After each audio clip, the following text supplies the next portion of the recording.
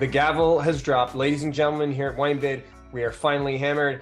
My name is Jeff McGurn. I work on our marketing team here at WineBid. With me, as always, is our wine auction expert, Paul Walker. And this is Finally Hammered, of course, WineBid's podcast about all things wine. Today, in this segment, we're going to be discussing the new interesting stuff we're seeing come in from France. This is our French episode. What we're doing is we're sort of breaking things down into smaller, bite-sized episodes. And today we're going to talk about France. Paul, let's start off in Bordeaux. We had some interesting stuff, not a ton of Bordeaux coming into auction this week, but we did have, I thought, a lot of really interesting bottles, particularly a couple of 1982s. There was an 82 Mouton. This one I'm really interested in watching, right? So obviously we all know 82 is an epic year for Bordeaux. And this price just, it's coming into auction. We got 13 trackers on the 82 Mouton. It's coming in at $1,095. This is a tad lower than we normally see on this bottle. Not much lower, but a tad lower. I'm really curious to see how this goes. Do you think this is going to hammer at the 1095? Do you think this is not going to sell? Do you think we're going to see a softening on the 82s?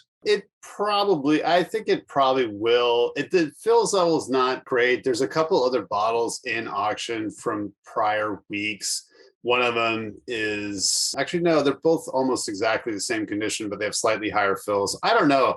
It may take another week, another two. There might be another increment drop in this, but it's kind of hard to say. It might just go under 1,000 and then go back up again. But it's one of those marquee bottles. It's incredibly good, and it's sort of a market indicator. However, I don't know. That's a good question. I think it might need another increment or two to sell, but I could be wrong. I've been wrong so many times, so we'll see. We've got an 89 Margaux coming into auction. This one I thought was really interesting because, we talk about this all the time. 89 is a fantastic year in Bordeaux, and you get some tremendous value there because it seems like it's just always pitted up against the 90, right? So we've got two bottles of this 89 Margaux, which get phenomenal reviews, right? $440 a bottle, which, by the way, go buy Margaux on release for $440 a bottle. I dare you. I don't even think it's possible. I mean, the last time it was possible was in 2020 when you get to 2019's right in the middle of COVID, right? This one, right. And then literally right next to it, we've got the 90 that's going for almost double. That's what I was going to say. And I think part of it has to do with Parker's rating. And I believe that was from, well, I don't know when it was from, but I want to say it was from at least 15 or 20 years ago. And so I think, it was always kind of dogged because of that, but that's never really meant anything to me. And I think serious wine people who drink these wines more regularly will know that, it's not necessarily, those scores don't really mean a whole lot at this stage because it's probably not as good. It's probably not as good as the 90. I mean, at least it wasn't when I tasted it, but is it worth half as much? No, I think the 89 is worth more than 440, but that's where it's going for. 89 was a better vintage in the right bank than the left. And there, again, like you said, there's some amazing examples on left bank, but I'd like to try those two together. I bet the 90 would probably blow it away, but still it's funny that it's almost half the price as the 90. The question is it half as good? No. My guess is the 90 is going to be better. Sure, the 90 is going to be better. Is the 90 going to be twice as good? No, it's such a funny qualitative question. I mean, yeah, who knows? You might also get an off bottle of 90 and you might like the 89 better. So right, absolutely. Okay, then we've got, so this one I thought, staying in the 80s, a bottle of 1987 Chateau Haut-Brion Blanc. Yes, I'm so glad you mentioned that. That stuck out to me for sure. I looked at it, I was like, what?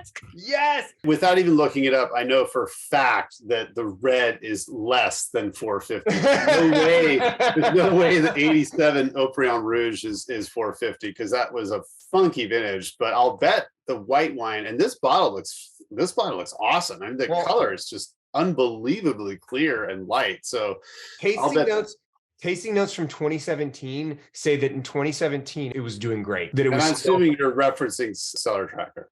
Maybe. Is it one of your is this one of your paid sponsors that writes these notes? It is not my bottle of Haut-Brion Blanc 2017. It's not a thing. I looked it up because the first thing I said to myself was like, 2017 Obrion, 1987 Obrion Blanc. That's got a lot of age on it. I'd be curious to see if it's still kicking. That's always my biggest concern with white Bordeauxs, because I do have some older white Bordeauxs that are way past their prime. I mean, if you have any Obrion Blanc and the color looks as good as this bottle in auction, I would not have any concerns. I mean, the glass above the meniscus in that photo is the same hue as the liquid. And so this thing is solid. This thing is absolutely solid. That's one where it's probably rare that I would pay, $450 for. Sure. Well, I don't pay $450 for a lot of wine, but I think that one would be super interesting to see. Yeah. The last time we saw that, really hard to replace this. Hard to replace. I was just gonna say the last time we saw that at auction was 2018. So this is not something that gets transacted a lot anywhere. So when you see this at auction, and by the way, speaking of Bordeaux Blanc, 1999 Chateau Pape Clement Blanc, which I thought was really interesting. $100. Again, going for more than you're going to see Pape Clement Rouge, at least on release. I thought that one would be super interesting and, more expensive than the main red. I personally have not seen, and maybe you've seen a lot. I've not seen a lot of Pape Clement Blanc at auction. No, it doesn't come around too much. And when it does, like you say, it tends to cost more than the red, unless it's from, a real high scoring red vintage. But this one looks mature. I'll say that from the color. It passed obviously inspections, so the inspectors they're not going to reject it. I see there's also a bottle of 14, and oddly enough, the 14, the color looks remarkably similar to that of the 1999, and so I would be willing to bet that the 99 this is in fine shape. I mean, that fills into the neck, the cork looks great. There's no seepage, it looks awesome. So that's another example that would be very hard to replace and be very fun to try, especially next to, something else. I also, if you don't mind me just sort of taking your white Bordeaux theme here, there's a 2012, I think it's pronounced Clout, not Clarté, but I've heard people say Clarté. I don't know if there's an accent or not. Anyway, 2012 Clout de Haut-Brion, which is like the second or third label of Haut-Brion, because they make a red as well. And so this is yet another one that I think is really hard to come around, at least, something that's got that much age on it that probably find the current release at a high-end retailer, but not the 2012.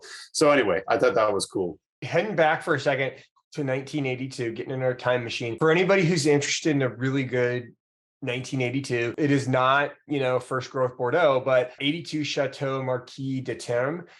This one, it's getting phenomenal reviews. It's from an epic year, and $80 for an 82 Bordeaux. Still kicking seems very reasonable to me. Like if you're interested in trying some 82s, but you don't want to shell out, $1,100 for a Mouton, this bottle seems like a phenomenal alternative. Yeah, it's true. And I think that's about as cheap as it's going to get for 82 Red Bordeaux. I think Margaux is funny because the appellation as a whole, I think, did better in 83 than 82, but that would be an interesting one. And like you say, it's well under $100 or, $100 out the door with commission. That's not too bad. What else are you looking at? So in Bordeaux land, let's see. I thought there was kind of a neat selection of second labels in this week. There's 2000 La Dame de Montrose, the second label of Montrose. There's a half case of that at $65. I mentioned that Clarté de Haut-Brion Blanc. It is Clarté. There's an accent over the E, I noticed on the label, just in case you were curious. There's 96 Prieuré Le Chine at $40, which I thought was a pretty good deal for mid-90s, great 90s vintage Bordeaux. And then 96 Pontet Canet, which is at $100. And that's not too bad considering how much some of these high point vintages of Pontet Canet are going for now. We've talked about it a bunch. Let's see. There's a 2017 La Dome, which is always kind of interesting to see. It's really small production and pretty rare. So at 17 at 120, considerably less than stronger vintages, obviously, but still cool wine.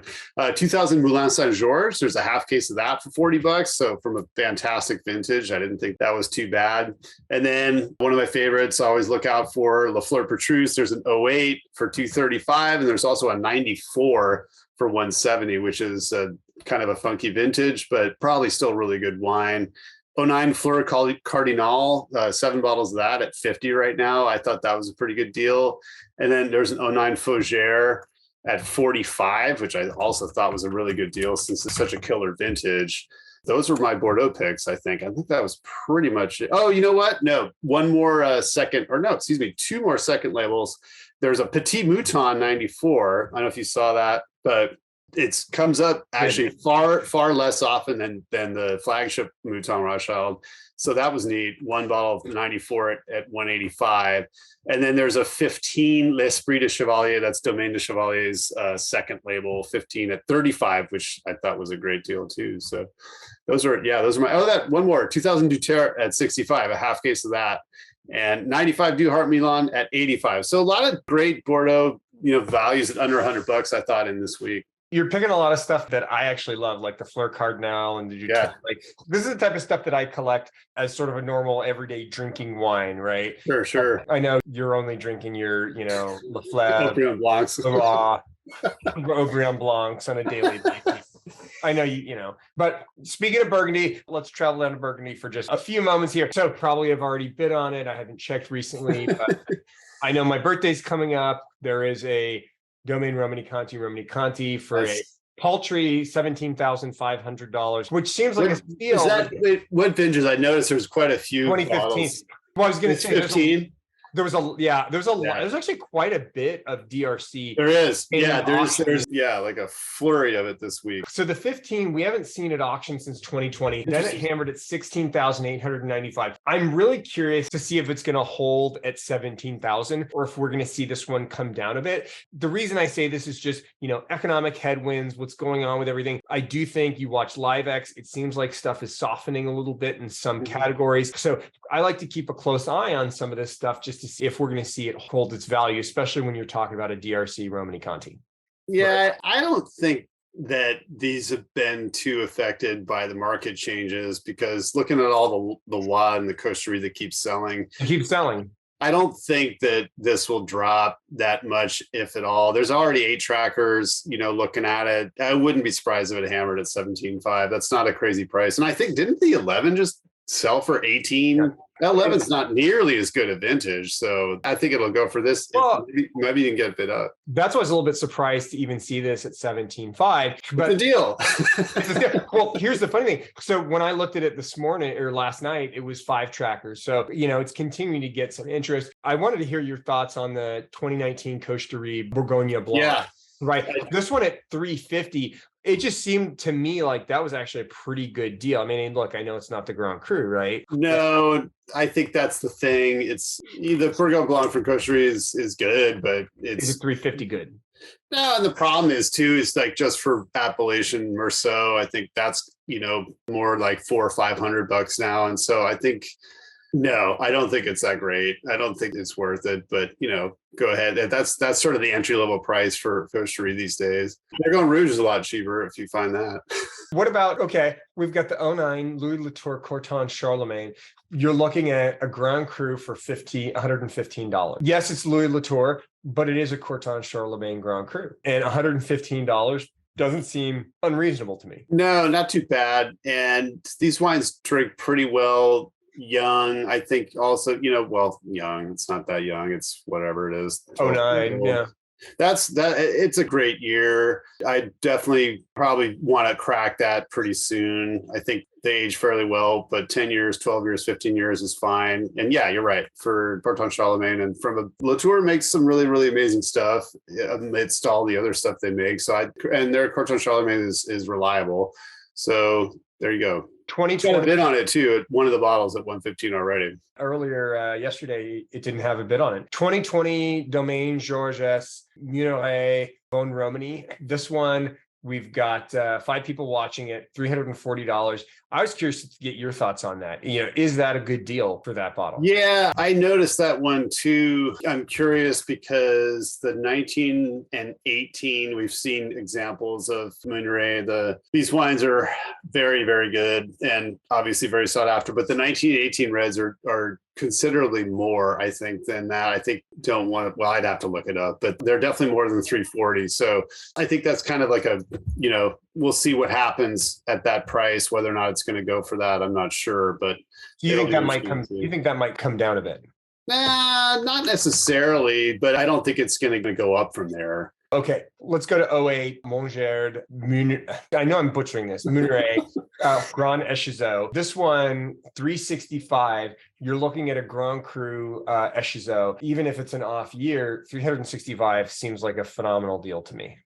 Oh, the Grand Century. So yeah. It's. I mean, again, this is totally overshadowed, I think, by Georges Muneret and the wines from the daughters are making it now. But anyway, it's not a terrible price. 365 again seems a little steep for me, actually. Some of those '08 reds are somewhat controversial. I think the whites are better, but not terrible. Not terrible. It might go for a little less than that. We'll see what happens. I did notice that though. Yeah. What about the 15 Domaine des Lambrets, Claude des Lambrets? Yeah, that's another one of my picks for sure, because there are 4 of those, I think, at 310. 210. Lambrets is their flagship, and 210. They're $210. No, they're 310. Are they 310? Did I mistype that? Oh, they're 310. Even at 310, it still seems like a phenomenal deal, right? Yeah, this is one of those wines that was never that much. It never cost more than, I don't know, like $100-$150 for years and years, and then it shot way up. So I think this is kind of right in line where it's moving. I wouldn't be surprised if it rolled, but I could be wrong. It could all sell this week. There's 4 of them. We'll see what happens. Here's another one that I want to get your thoughts on if this is a good deal, right? 2006 Camille. Claude de Vougeot. This one, 290. There's a 3-bottle vertical, basically. They're all separate lots, but 06, 07, 08. I love this producer, Camille Giroud. They're just amazing wines. I think these are a little high. I'm only saying that because I know that I think they've been customized, but that's a little high for that wine. I think it'll probably maybe not go for that much, but we'll see. What about '09? Jean-Noël, Guinard, Batard Montrachet. This one, $290. Grand Cru, Côte de Beaune. Right. Seems to retail for a lot more. Is this one a steal? And '09, as you've noted, is a pretty good year. Yeah, no, a great year. I would say not top tier producer. The other Gagnard family members are probably better known than Jean-Noël. I'm not trying to talk any trash. I'm just saying, sort of historically at auction, you're getting hate mail from Jean-Noël. Hey, I'm just looking at what the auctions are telling me, but you're off his Christmas card list. I mean, if you look at other Batard that's available in the auction right now, I think that's going to be on the lower end of things. There's Blanc Gagnard of Batard as well. Another, I would want to say relative for sure, but most likely knowing Burgundy. And then, you can find Lafleves at much, much, much, much higher prices. So I think that's sort of right in line. It seems a little high, frankly, to me, but there's '08, Michel Nillon Batard at 270. There's Ramene. We were talking about that 84 Ramene earlier, which was pretty crazy. And so those are all over $500. But yeah, I think that's kind of in line. There's Sauzet as well. We'll see.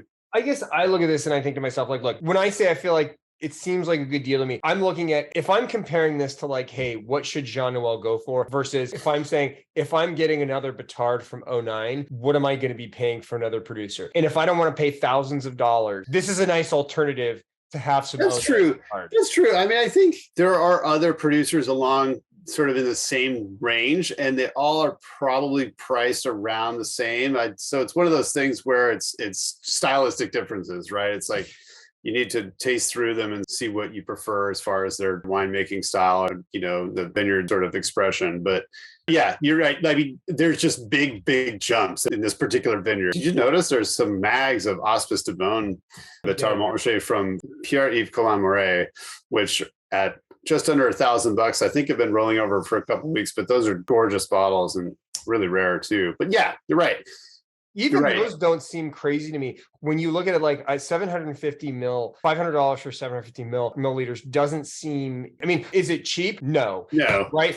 Is it in line with what that bottle should cost? Sure. But when you look at it on the scale of other Batard Montrachet and other big producers, you're going to end up paying quite a bit more for some other producers. So from my perspective, this is a good way to taste that wine without having to pay thousands of dollars.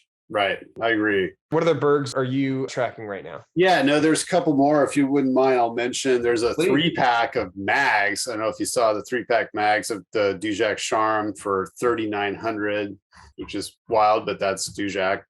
And speaking of producers that are they're all, going for serious money, there's a bottle of 2010 Hubert Ligné Clos de la Roche at 745. So this is the more famous and more sought after Ligné family member. And 2010 at 745. I think that's probably right in line of where it's going to sell. I saw a '06. I don't know if you saw this, as far as speaking about deals, '06 Gevrey Chambertin for 35, which will unlikely go for reserve. It'll probably get bid up if it hasn't gotten a bid already. I noticed that earlier today. No, still sitting out there at $35. And there is a bottle of 2012 Maison Elan Mazoyer Chambertin. And this is worth mentioning because there's a lot of controversy behind this producer, and a great story. If you want to just do a quick search online about this producer, you can find out all kinds of wild information. I've never tasted these wines, so I'm really curious. I think a lot of people that were owed these wines have never tasted them either. But in any event, there's a bottle of the 12 Mazoyer Chambertin at 145, no bids as of yet. And then there is a 2010 Pascal Marchand Mazy Chambertin. I don't believe we've seen this wine in auction in any time recently. And that is at we were talking about second tier pricing. That's at 285 for the 2010 Mazy from Pascal Marchand. And that caught my eye. And I think that was about it for Burgundy picks this week. Outside of Burgundy, I only have a couple of picks. Should we travel outside of Burgundy? Yeah, there's a couple champagnes I wanted to mention, and there's an interesting Rhone wine I wanted to mention too. I was looking at, and maybe we're looking at the same, probably not, but '07 Bosquet de Pape, Chateauneuf du Pape. This one, I didn't see that. No. $55. We've got two of them. This has solid reviews. It's got, 16 years of age on it. It should be drinking fantastically. And $55, that just seems like a great price, for some Chateauneuf du Pape that's just right in the drinking window. And then this one was really interesting. Oh, this is champagne. But 2011, Vouete et Sorbet. That's the one. I know I'm butchering. Just put me out of my misery. And Vouete et Sorbet. Blanc de Blancs. This one already has 2 bids on it. So we're seeing a lot of action in this 2011. Really? Actually, I have to say, you want to actually refresh your browser with this wine because it was misinspected. I was just informed of this not too long ago. The wine is now back in auction, so not to worry. It was misinspected because it's the Blanc de Blanc from this very hip producer, Vouete et Sorbet. I would say a little bit more on the, let's just call it, oxidative style. And that appeals to a certain breed of champagne collector. I don't include myself in that group. However, this is a really rare label from this producer, the Blanc de Blanc, and it's called Sobre, which is kind of interesting. And it's the 11. It was disgorged in 2020, and that just went back in auction because it was mistakenly identified. But the same wine you were talking about, but it's back up. Yeah, it's not the Blanc de Blanc. It's actually the Brut Nature. Right. No dosage. Yeah, it's a zero dosage wine. So talk to me about some of the other French wines you're taking a look at. Yeah, so there's a special club bottling from Pierre Giminet 2012, which I think has been in a few times not too long ago, but they're just so darn good. And Giminet is a great producer. And I don't know, I love these special club wines. They're really, really good. And they get big ratings. They kind of get pushed up in price, I think, a little bit, but 120 for the 2012, not too bad. And then let's see. Yeah, skipping down to the Rhone, there's an 09 Les Vins de Vienne Saint Joseph, these Alquebec, which I thought was pretty cool. 3 bottles at $25 reserve. Vin de Vienne, it's a cooperation between 3 famous Rhone producers, and naturally I'm forgetting who they are, but let's see. I think it's on the label. If it pops up, I'll let you know. I think Yves Couillon is one of them. So serious Rhone stuff, and it's at obviously a sort of an entry level price, right? You get Yeah, it's Cuillon, Villars, and Gaillard. So it's three great producers of Côte Rôtie and Condrieu in the Rhone. And that was my pick. One other one that I wanted to mention actually came into auction last week, but a 2010 Edmond Vatin Sancerre Claude. Oh, No, interesting. This one, $545. Yeah, there were some bags of this and that obviously sold because they were hanging out for a while. This is, excruciatingly expensive Sauvignon Blanc. Well, speaking of Screaming Eagle, I was going to say, not when you compare to Screaming Eagle, this is a steal. Yeah, this wine's probably way better. Let's just say it. I'm just going to put it out there. It's good Sancerre. I mean, it's very, very expensive Sancerre. Let's just say that, but it's very, very good. This will get crowded. I think the mags were over $1,000 and they did sell. So this won't last. This one's not going to last, folks. Pick it up while it lasts. It is a rare bottle. And with that, we're going to wrap up our French episode of Finally Hammered this week. Everyone have a great rest of your week and look out for our US and Other Wines of the World podcast that we'll be putting out this week as well. So cheers and happy bidding. Cheers.